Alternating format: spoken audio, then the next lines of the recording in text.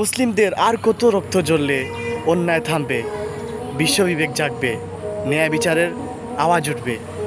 হে ইয়াহুদিরা, তোমরা শুনে রাখো, আল্লাহ রসুল সাল্লাল্লাহু আলাইহি ওয়াসাল্লাম তোমাদের সম্পর্কে আজ থেকে 1400 বছর আগে ভবিষ্যৎবাণী দিয়ে গেছেন।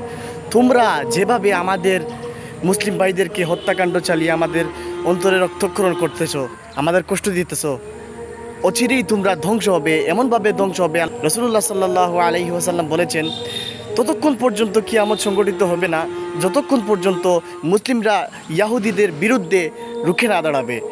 এমনকি ইয়াহুদিরা গাছের আড়ালে, পাথরের আড়ালে আত্মগোপন করলেও সেই গাছ এবং পাথর জবান খুলে বলবে, হে মুসলিম, আমার পিছনে ইয়াহুদি লুকিয়ে আছে, এসো এই ইয়াহুদিকে তুমি হত্যা করো।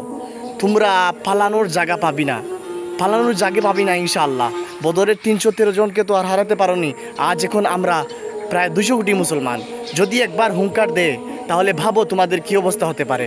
যে যেখানেই আছেন, যার যার অবস্থান থেকে ইসরায়েলের বিরুদ্ধে আওয়াজ তুলুন, খুব প্রতিবাদ গর্জে উঠুক আরেকবার শাহজালালের তলোয়ার।